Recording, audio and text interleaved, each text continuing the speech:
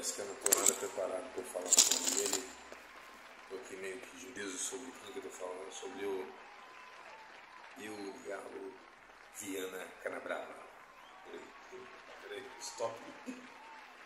Stop, please. Vamos lá. Acabei de receber agora, direto do forno, acho que depois que eu começar a falar, vai começar a pipocar, eu sei disso, mas precisava comprar, né? Tá vendo aí? Olha o irmão desse daí, ó. Bem com o livro aqui do nosso filósofo de Cataguases, Eurialo Viana Canabrava. Engraçado que eu estudei com um dos Viana, e eu não sei se corresponde, tá? Tá até meio com uma dedicatória aqui, é da data de 1955, no Rio de Janeiro. Ao ilustre professor Jaime Coelho, com a amizade e a admiração Canabrava. E. Canabrava. Eurialo Canabrava, a cultura brasileira e seus equívocos. Discurso de posse e recepção na Cátedra de Filosofia do Colégio Pedro II, pronunciados por Eurialo Canabrava, é um outro sujeito aí, em 22 de abril de 53, e aí publicado em 55. Então, interessantíssimo, eu estou com todo cuidado aqui. Esse documento é raríssimo, da Eurialo. Calma aí que eu vou fazer uma síntese aqui. Ele vai falar aqui que abre aspas aqui, né?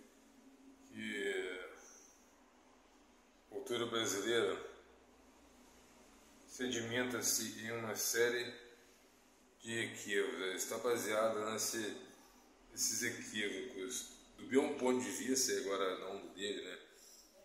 Sim, é um equívoco, né?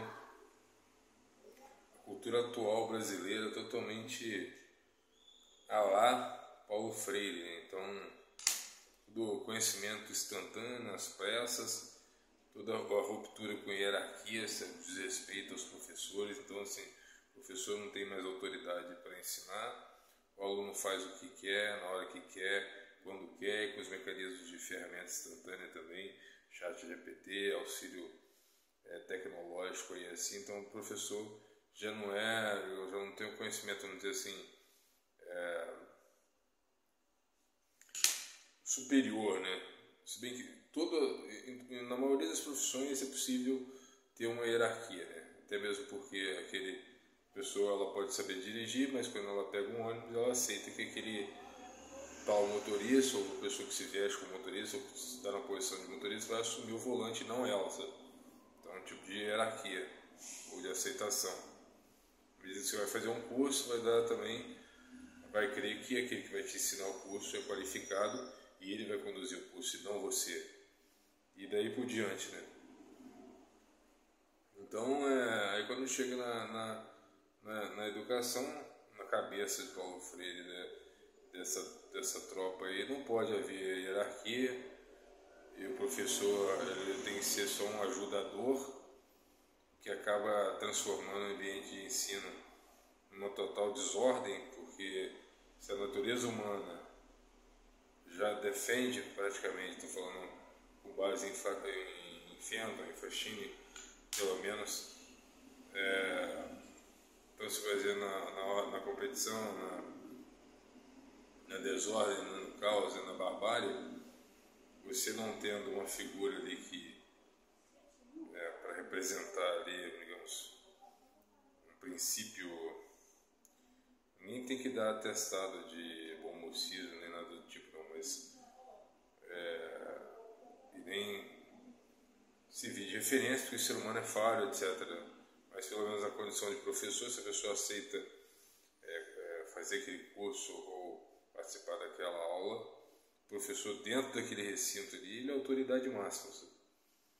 O aluno pode até saber, muitas vezes acontece até na faculdade, o professor de faculdade sabe menos, ele dá aula para um aluno que já é formado, ou já tem uma graduação, etc. Né? Isso aí é o que mais tem, né? E o impressionante é que é justamente essa turma da esquerda que se forma, é empurrada, né? Porque o professor, como ele não pode exigir mais nada, então ele acaba tendo que passar todo mundo, que ninguém agora pode perder, ninguém pode reprovar, a caneta vermelha foi extinta, etc. Então, se não há mais punição, então passa todo mundo, essa manada depois vira professor, e aí o que mais acontece é professor ignorante, mais ignorante do que o próprio aluno. Então você tem uma leva de pessoas que passam sem as competências necessárias, dando aula para um excesso de contingente de alunos totalmente desinteressados e que tem auxílio da tecnologia, que acaba rebaixando mais. Daqui a pouco o ChatGPT vai dar aula no lugar dos professores. E a ponte, professor respeitado do passado e professor desrespeitado agora, versus o ChatGPT. Quem fez essa ponte foi a própria esquerda, que programou isso, tentando não mais formar alunos, mas militantes e tal. Mas vamos voltar aqui para o Eurialo, ele não falou nada disso. Dizem que Eurialo era um tipo de marxista. Mas quando ele expõe aqui, entre as ilusões, uma das mais nefastas é o da atividade política, inteiramente despreocupada com os valores da inteligência. Abrir boca na leitura é um péssimo exemplo, né? Mas foi inevitável. É inteiramente despreocupada com os valores da inteligência e convencida de que a salvação nacional depende do êxito de suas intrigas e conluios. Eu vou falar uma coisa aqui semelhante ao Kant. Tinha um escrito do Kant lá, que eu acho que é o iluminismo, etc. Eu ia falar dessas pessoas grandes e até entre essas maduras que não têm força nenhuma. Ele vai falar sobre isso. Mas agora começa a ir para o lado do marxismo, quer ver? A crise política do Brasil decorre das grandes partes dessa fuga da responsabilidade da crítica sistemática. Então parece que ele queria, assim como o Freire, uma crítica sistemática. Então a fuga dessa crítica sistemática originaria uma certa crise. Então a crise parte dessa fuga da responsabilidade de uma crítica sistemática e desse temor generalizado da autonomia intelectual. Ou seja, é bom que se tenha autonomia intelectual, mas infelizmente a própria esquerda, hoje em dia, ela nega, né? Quando o sujeito não é acadêmico, ela ri, ela acha que tudo tem que vir da academia, etc. Mas nós estamos falando autonomia intelectual, e o Kant vai falar justamente sobre isso. Está na hora de amadurecermos intelectualmente e buscarmos cada vez, à medida que, ele não vai falar de tecnologia, né, mas em nossos dias, à medida que a tecnologia avança, é preciso cada vez mais criar esses. E o sistema IAD veio que justamente, às vezes até meio que sem querer, contribuir para esse tipo de autonomia dita aqui por Eurialo. Quando for ele, eu vou falar que é ele, né? Não tem nada a ver com o que eu penso, né? Então a cabeça dele está muito mais.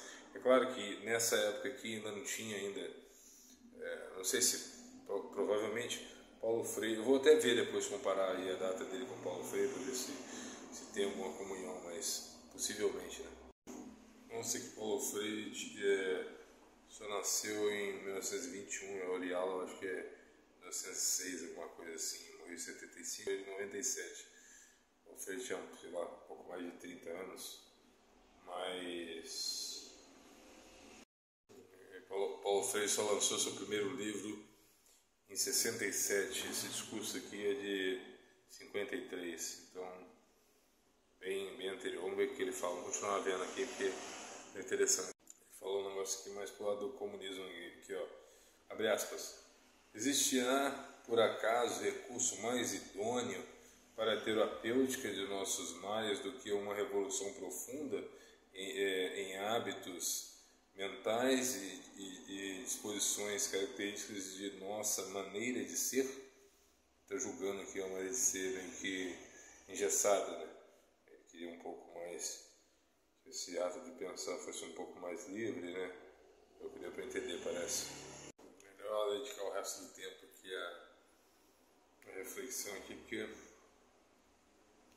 chegou num ponto que eu comecei a fundir a cabeça. O cara era bom mesmo.